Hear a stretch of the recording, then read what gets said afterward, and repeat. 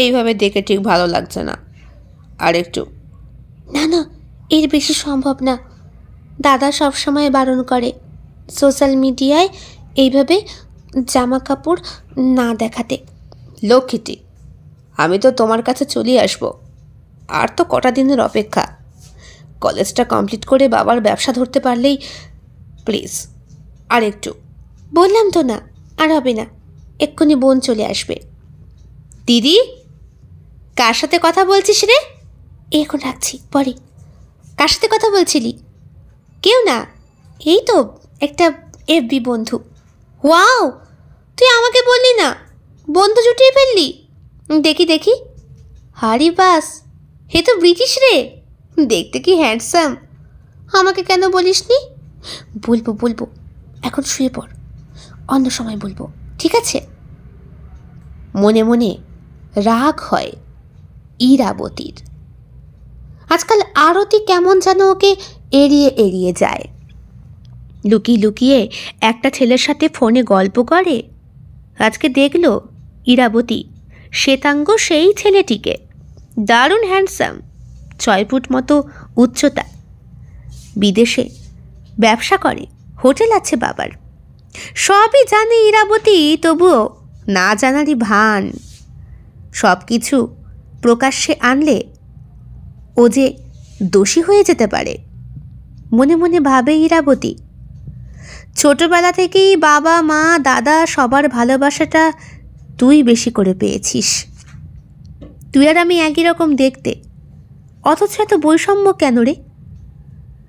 বাবার পৈতৃক সূত্রে পাওয়া টাকা পয়সার ওপরও আরতি তোর নামের কোম্পানিগুলো কেন? আমি কি কুড়িয়ে পাওয়া? শত রাগ হলেও ইরাবতী মেনে নেয় তার যমজ বোন আরতিকে। থাক, লোভ করে কি হবে?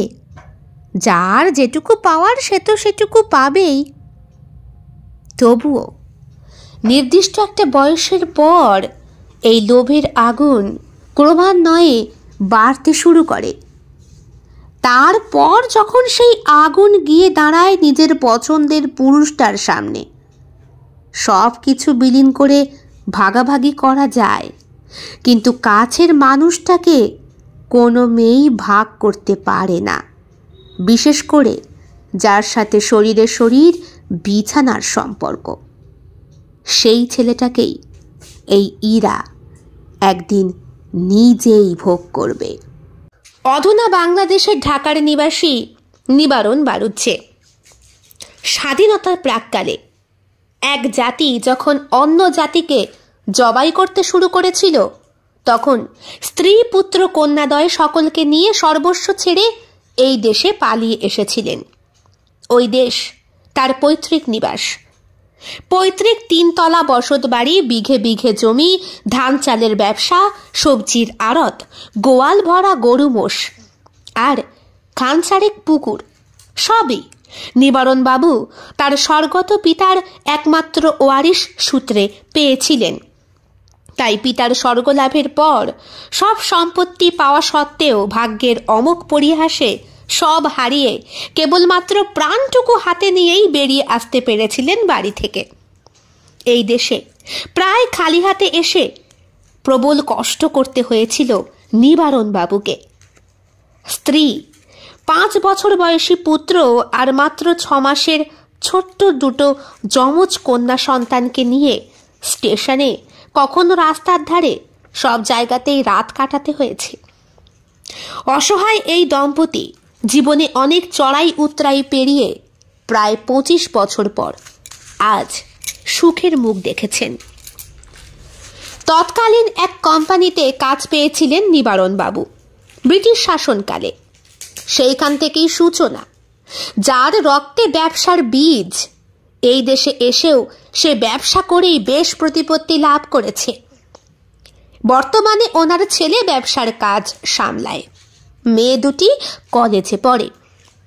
ভাগ্যচক্রে 2 বোনই প্রায় একই রকমের মুখশ্রী এবং দৈহিক গঠন পেয়েছে। পরমা প্রকৃতি যেন 2 বোনকেই নিজের সমস্ত রূপ ও লাবণ্য দিয়ে ভরিয়ে তুলেছেন। উদ্ধত বক্ষ, সূক্ষ্ম ভাঁজ মাজায়, পাতলা পেট, গৌর বর্ণা আর মাথা ভর্তি একরাশ ঘন কালো কেশ। বড় বোন আরতি আর ছোটটা ইরাবতী। মিনিট কয়েকের ছোট বড়, তবুও ইরাবতী দিদি বলেই সম্বোধন করে আরতিকে। লেখাপড়ায় দুইজনেই ব্রিলিয়ান্ট। কলেজে এই দুই বোনকে প্রায় সকলেই চেনে। প্রফেসর থেকে শুরু করে লাইব্রেরিয়ান, অফিস কেরানি, সকলের সাথেই দুই বোনের খুব ভালো ভাব। বেশ আলাপি। খুব কম বয়সেই আর খুব কম সময়ের মধ্যে সকলের সাথে বন্ধুত্ব করতে পারে এরা। হয়তো এই কারণেই সকলে গুলিয়ে ফেলতো কোনটা আরতি আর কোনটা ইরাবতী, এমনকি ওদের জন্মদাত্রী মা পর্যন্ত। মাই যদি সন্তানের ভেতরকে ভালো করে চিনতে না পারে, তাহলে অন্যরা তো কোথাকার ঝাড়। একদিন সন্ধ্যাবেলায় দুই বোনই ফিরছিল প্রাইভেট ক্লাস থেকে। এমন সময় অন্ধকার রাস্তায় একটা চকচকে বস্তু পড়ে থাকতে দেখে আরতি। প্রথমটা সেই দেখেছিল, বলে, এই ইরা, ওই দেখ ওই দেখ, রাস্তায় কি একটা খুব চকচক করছে না? ইরাবতী বলে, কই? আরে ওই দেখ। দেখবো কি জিনিস? শত মিল থাকলেও একটা অমিল ছিল দুই বোনের। তা হলো আরতির সাহস ছিল খুব কম, কিন্তু ইরাবতীর প্রবল। আরতি বলে, না না বাবা, থাক থাক, যদি বোম হয়, ব্লাস্ট করে, তখন? ইরাবতী হো হো করে হেসে ওঠে। এই নির্জন ফাঁকা স্থানে বোম? আজ পর্যন্ত যত ব্লাস্ট হয়েছে সবই হয়েছে জনবসতিপূর্ণ এলাকায়, বুঝলি? ফাঁকা স্থানে বোম? ইরাবতী হাসে, বলে, তুই দূরে গিয়ে দাঁড়া, আমি দেখছি ওটা কি। যদি বোম হয় আর ব্লাস্ট হয়, আমি মরবো। আর বাড়ি গিয়ে তুই পুরো বিষয়টাকে সবাইকে বলবি, একজন তো বাঁচুক সাক্ষী হিসাবে। আরতির বারবার বারণ করা সত্ত্বেও ইরাবতী যায়। গিয়ে দেখে একটা ঘটি, ভীষণ সুন্দর। সমস্ত ঘটিটায় প্রচুর কাজ করা, বিভিন্ন পাথরের। দেখে মনে হচ্ছে সোনার অথবা সোনার জল করা, খুব উজ্জ্বল। অন্ধকারে চকচক করছিল ঘটির কারুকার্য করা পাথরগুলো। এটা সোনারই, হিরেও আছে এর মধ্যে। খুব উৎসাহের সঙ্গে আরতিও দেখতে এলো। মা বাবাকে দেখাবো চল, বলল আরতি। কিন্তু ইরা বলল, না না, মা বাবা দাদা সবাই বকবে, কাউকে বলতে হবে না, তুই চুপ করে থাকবি। আরতি চুপ হয়ে গেল। বাড়িতে ফিরে এসে রাতের ডিনার সেরে নিয়ে যে যার ঘরে চলে গেল। আরতি ও ইরা একই রুমে ঘুমোতো। কিন্তু সেই দিন ইরা বলল আরতিকে, তার শরীরটা ঠিক ভালো নেই, সে মায়ের সঙ্গে ঘুমোবে মায়ের রুমে। আগেই বলে রাখি, যেই ঘটিটা ওরা পেয়েছিল সেটা ইরার ব্যাগেই ছিল। ইরা নিজের ব্যাগ নিয়ে চলে গেল মায়ের ঘরে। আরতি কিছু বলল না। ওদের মা অনিদ্রার রোগী ছিলেন। ডাক্তারের পরামর্শ মতো রোজ ঘুমানোর আগে একটা কড়া ডোজের ঘুমের বড়ি খেয়ে ঘুমোতে যেতেন। ফলে তিনি শোবার পরপরই গভীর নিদ্রাচ্ছন্ন হয়ে পড়লেন। ইরাবতীর চোখে এতটুকু ঘুম নেই। মা ঘুমানোর পরে সে বিছানা ছেড়ে উঠে পড়ে খুব আস্তে আস্তে আরতির ঘরে ঢোকে। আরতির অ্যাস্থেমা ছিল, তাই সে দরজা খুলে রাখত। রাতে ঘুমের মধ্যে শ্বাসকষ্ট হলে যাতে বাড়ির অন্যান্য সদস্যরা তাকে ইনহেলার দিয়ে সারিয়ে তুলতে পারে। অন্যদিন দরজা বন্ধ করে ঘুমোতো ওরা, কিন্তু আজ যেহেতু ইরা মায়ের ঘরে, তাই এই ব্যবস্থা। ইরাবতীও সেই সুযোগের সদ্ব্যবহার করতে ভুলল না। চুপিসারে ব্যাগটা খুলে হাতে তুলে নিল ঘটিটা। তারপর খুব সাবধানে চলে গেল ছাদে। পূর্ণিমা সেই দিন ছিল না। চারিদিক ঘোর অমাবস্যার অন্ধকার। তবুও ঘটিটার শোভা কোনো অংশেই কমছে না। অপূর্ব লাগছে ঘটিটাকে, যেন আলাদিনের আশ্চর্য প্রদীপ। ইরাবতী বলে উঠল, এমন ঘটি আজ পর্যন্ত কখনো দেখিনি। ইস, যদি এটা টাকা ভর্তি থাকতো তাহলে কত ভালো হতো। বলে নিজের হাত দিয়েই ছাদের রেলিংটায় একটা চাপড় মারল। রেলিংয়ে একটা ছোট্ট জায়গায় সামান্য একটু ফাটলের ফাঁক দিয়ে চিড় ধরেছিল। বোধহয় সেটা আগে দেখেনি ইরা, তাই হাতের চাপড়ে তর্জনী থেকে সামান্য একটু চিড়ে গিয়ে ও মা বলে চিৎকার করে ওঠে ইরা, আর ওর হাত থেকে ঘটিটা পড়ে যায়। ঘটি পড়তেই ইরা সেটাকে হাতে তুলে নেয়। হাতে সামান্য একটুখানি লেগে 1-2 ফোঁটা মতো রক্ত বেরোচ্ছে। ঘটিটা হাতে নিতেই ইরা অনুমান করে ঘটিটার মধ্যে কিছু একটা আছে মনে হচ্ছে। কৌতূহল নিবৃত্তি করতেই ঘটির ভেতরে হাত ঢুকিয়ে সে দেখে চকচকে কয়েকটা নোট, কতগুলো টাকা। এটা দেখার জন্য সিঁড়ির ঘরে আলো জ্বালায় ইরা। একটা 500 টাকার নোট। এর আগে তো এই ঘটির মধ্যে একটাও নোট ছিল না। হঠাৎ টাকা আসলো কোথা থেকে বুঝতে পারে না ইরা। মনে মনে ভাবে, থাক যা আছে, আমি টাকাটা পেয়ে গেছি, তাই এই টাকাটা আমার, আগামীকালের হাতের খরচ, দিদিকে দেব না। চেপে যায় সে পুরো ব্যাপারটা। টাকাটা পেয়ে আনন্দে মন ভরে ওঠে।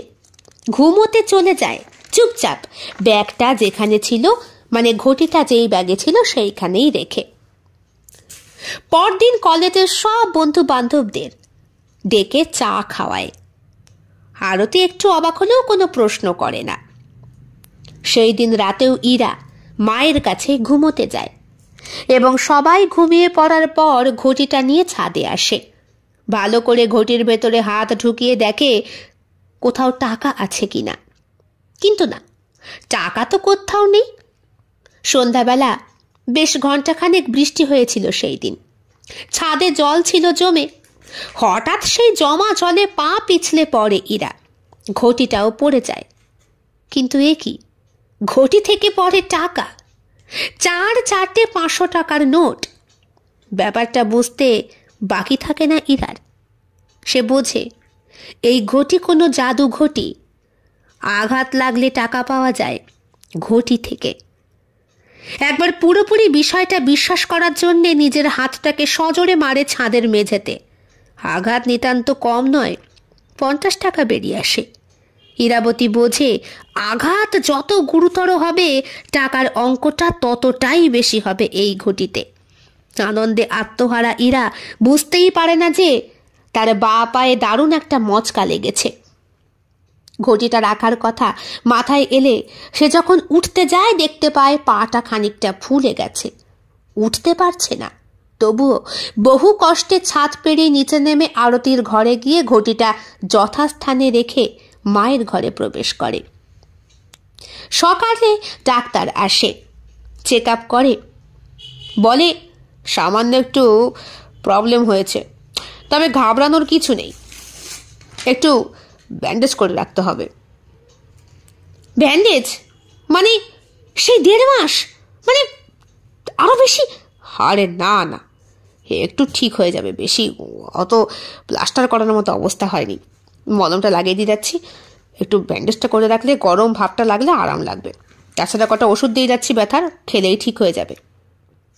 ঠিক আছে, তাহলে কদিন বসে থাকতে হবে আমাকে?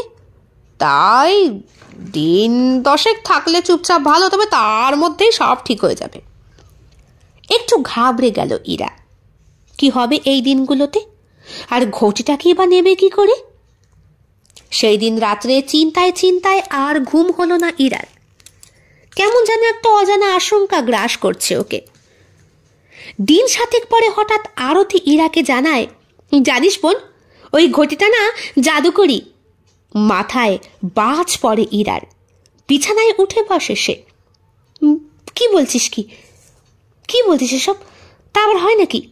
আরতি বলে, আরে আমি নিজে হাতে নিয়ে দেখছিলাম গতকাল, তখন খালিই ছিল, কিন্তু অন্যমনস্কবশত আমার মাথার মধ্যে জানালার গ্রিলে সজোরে আঘাত লাগে।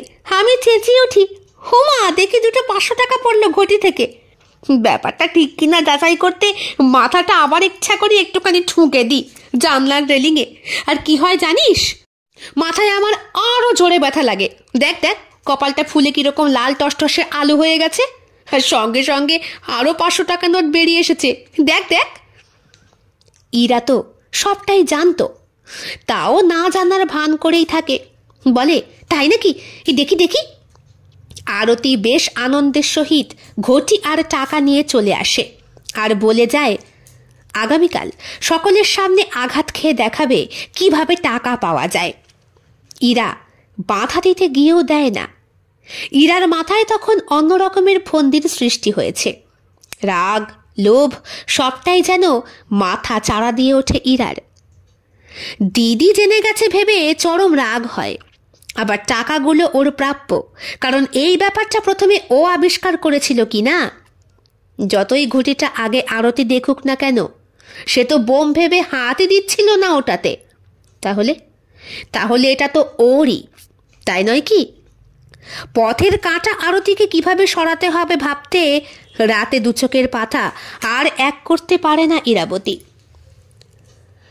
পরদিন সকালে সবাই যখন ব্রেকফাস্ট টেবিলে হাজির, আরতি সহাস্যবদনে প্রবেশ করে হাতে ঘটিটা নিয়ে। এত সুন্দর ঘটি দেখে সবাই জিজ্ঞেস করে নানা প্রশ্ন। আরতি দুদিন আগের ঘটনা সবাইকে জানায়। খুব সম্ভবত কেউ বিশ্বাস করে না তার কথা। ঠিক তখনই ইরাবতী বলে ওঠে, দিদি ব্যালকনি থেকে লাফ দে, দেখি তোর আঘাত লাগলে টাকা আসে নাকি।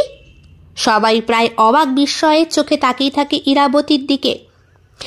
আরতি তখন নিজের মধ্যে আর নেই। ঘটিটার সত্যতা প্রমাণ করানোর জন্য সে মরিয়া।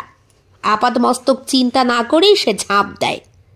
পাঁচিলের ওপর লাগোয়া লোহার গ্রিলের সরু সরু তীরের ফলার মতো দাঁত বের করা গ্রিলে আরতির গলাটা গেঁথে যায়।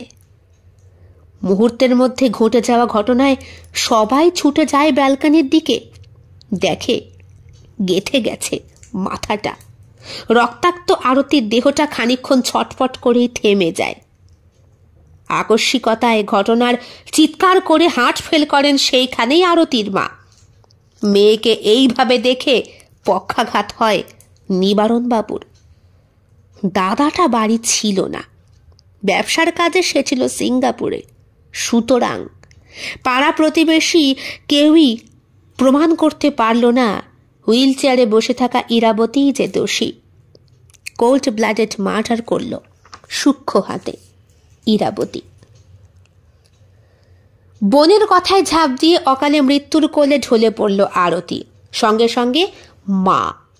পুলিশ এলো, কিন্তু পোস্টমর্টম রিপোর্টে দেখা গেল স্বেচ্ছায় ঝাঁপ দিয়েছে আরতি। হয়তো গোপন প্রণয় সম্পর্ক, বাড়ির কেউ জানতো না। ওর ঘর সার্চ করেও কোনো সন্দেহভাজন কিছুই পেল না পুলিশ। পক্ষাঘাতে পড়ে থাকা বাবা কিছুই বলতে পারলেন না। আর ইরাবতী, সে তো পা ভাঙা পেশেন্ট, তাকে তো ধরাই যাবে না। সুতরাং কেস হলো না। দুটো প্রাণের বিনিময়ে ইরাবতী সেই দিন পেয়েছিল অনেকগুলো টাকা। মাস দুয়েক পর সবার কাছেই মানসিকভাবে এখন সুস্থ ইরাবতী। বাবা কোমায় চলে গেছেন।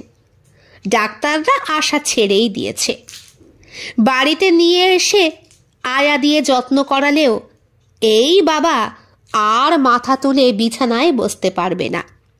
ইরাকে দেখে কে? সে এখন প্রচুর টাকার অংশীদার।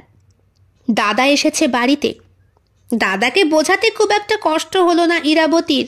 সে বলে, দাদা আমি আর এদেশে থাকতে পারবো না, বিদেশে যেতে চাই। বাড়িতে আমার থাকতে ভালো লাগে না রে। খুব স্বাভাবিক ব্যাপার। নিঃসঙ্গ বোনের কাতর মিনতি ফেলতে পারে না দাদা। একা একা মেয়েটা বাড়িতে করবেটাই বা কি? বাবা সেও মাস দুই ধরে নার্সিংহোমেই পড়ে। বোনকে পাঠিয়ে দেয় বিদেশ। স্বাধীন চেতা ইরাবতী লন্ডন আসে, কলেজে ভর্তি হয়। প্রচুর বন্ধু বান্ধবী জুটিয়েছে সে। তবে সবার মধ্যে একজন ভীষণ স্পেশাল, জ্যাক।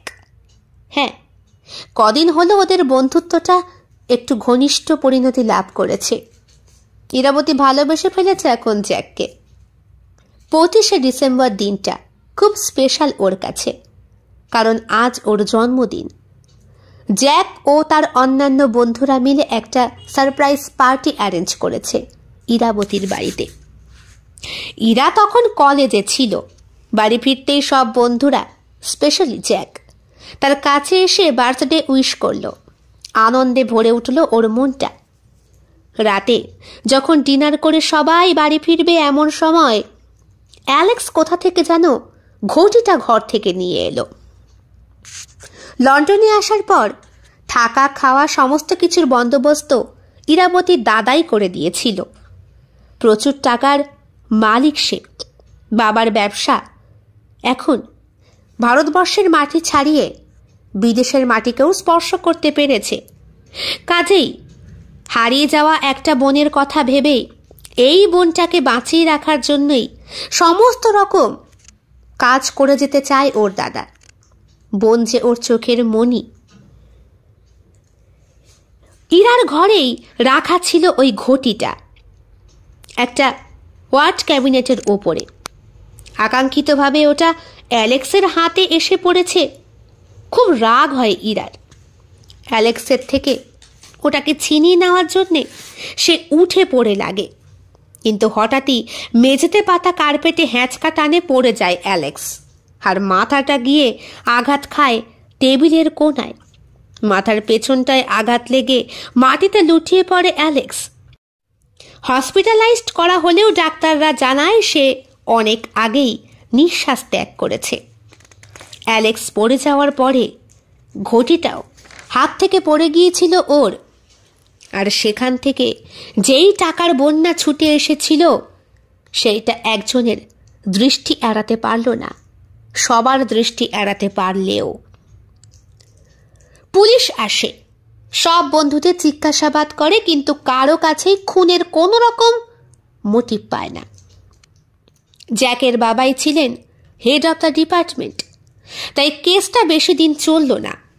জ্যাক কিন্তু স্থির থাকতে পারল না। এরা দাদাকে ফোন করে সে সব কিছু জানাতে পারত, কিন্তু পারে না, শুধু একটুকু ছাড়া। বোনের ঘরে একটা পাথর সুসজ্জিত ঘটি আমি বহু বছর আগেই দেখেছিলাম, তবে কোনোদিন ওটার ব্যাপারে আমি জিজ্ঞাসা করিনি ওকে জ্যাক। ওটা ওর ব্যক্তিগত ব্যাপার। তাছাড়া বোনের চরিত্র সম্পর্কে আমি যতটুকু জানি ও সাচ্চা। আমার আরও একটি বোন ছিল, আরতি। ওকে হারানোর পর থেকে ওর ওপরে শাসন নামক বোঝাটা আমি প্রায় নামিয়েই দিয়েছি। এখন বাবা মা যা কিছু বলতে সবই আমি ওর। কদিন পরে জ্যাক এলো ইরার বাড়িতে। জ্যাককে দেখে কান্নায় ভেঙে পড়ল ইরা। একটু সামলে নিয়ে জ্যাক ইরাকে ঘরে বসালো। নানাভাবে এদিক ওদিক থেকে নানা কথা বলে টেবিলের ওপরে রাখা ওই ঘটিটাতে নজর পড়ল জ্যাকের। ঘটিটা হাতে নিয়ে ইরার দিকে তাকালো জ্যাক। সে দেখল হঠাৎ করেই ইরার চোখ দুটোতে যেন আগুন জ্বলে উঠেছে। সে যেন এক অন্য ইরা। সদা হাস্যময়ী লাজুক ইরার সাথে এই ইরার কোনো অংশেই মিল নেই। ইরার অতীতের সব ঘটনাই জানত জ্যাক।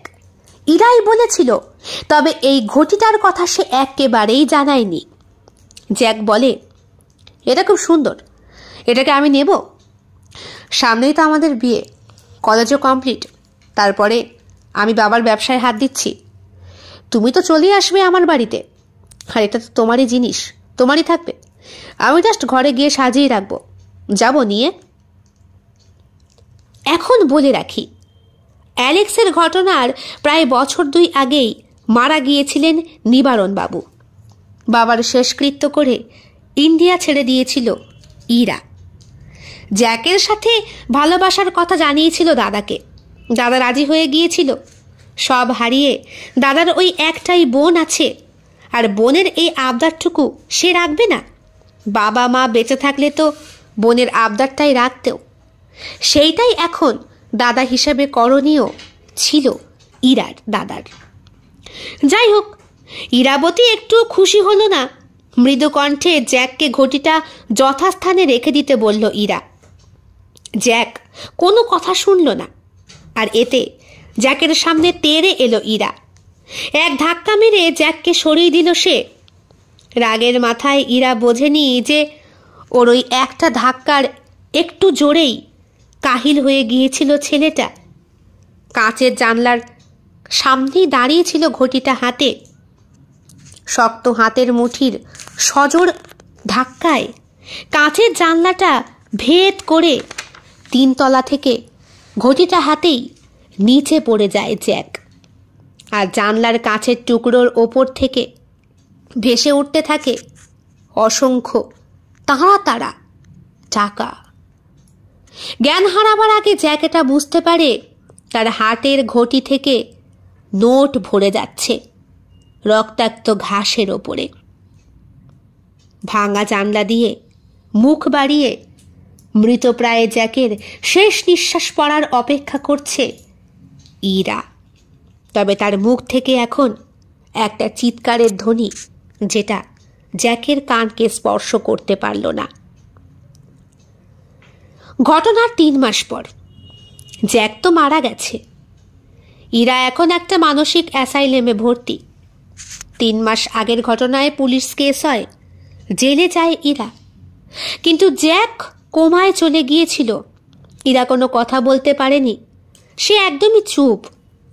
ডাক্তার চেকআপে ওর মানসিক রোগের প্রমাণ পান, তাই আজীবন অ্যাসাইলেমে চিকিৎসাধীন থাকতে হবে ওকে। এটাই শাস্তি ঘোষণা করা হয় আদালত থেকে। যদি কোনোদিন মানসিকভাবে সে সুস্থ হয়ে ওঠে তাহলে এই কেসের আবার সুরাহা করা হবে। তাকে দেশে পাঠানোর 100 রকম চেষ্টা করছে ইরাবতীর দাদা।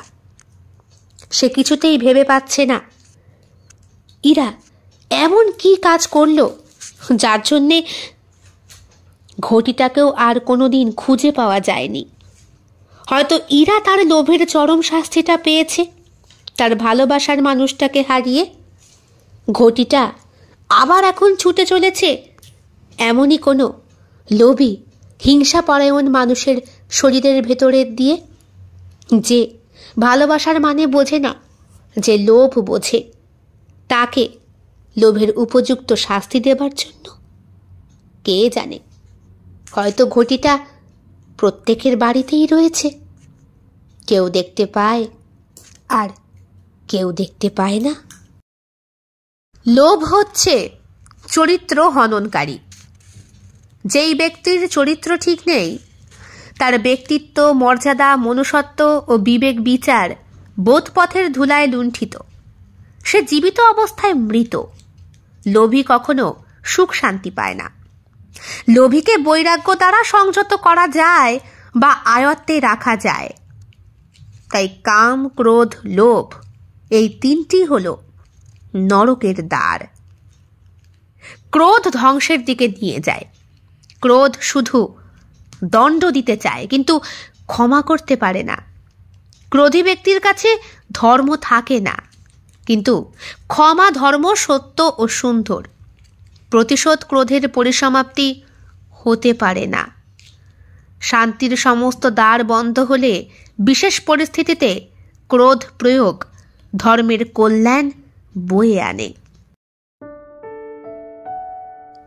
আপনারা এতক্ষণ শুনছিলেন আজকের গল্প লোভাগ্নি। গল্প পাঠ এবং গল্প লেখনীতে আমি বৈশাখী বিশ্বাস, দেবনাথ। কেমন লেগেছে আজকের নিবেদন কমেন্ট বক্সে কমেন্ট করতে একদম ভুলবেন না। আর ভালো লেগে থাকলে অবশ্যই লাইক করবেন, শেয়ার করবেন। আর আপনাদের প্রিয় চ্যানেল শিল্প সাহিত্য বাই বৈশাখী সাবস্ক্রাইব করে বেল বাটন প্রেস করে পাশে থাকতে একদম ভুলবেন না বন্ধুরা। আপনাদের সাহায্য এবং সহযোগিতা একান্তভাবে কামনা করি। দেখা হবে অন্য আরো একটি ভিন্ন স্বাদের গল্পের সঙ্গে। সবাই খুব ভালো থাকবেন, সুস্থ থাকবেন, এটাই কামনা করি। শুভরাত্রি।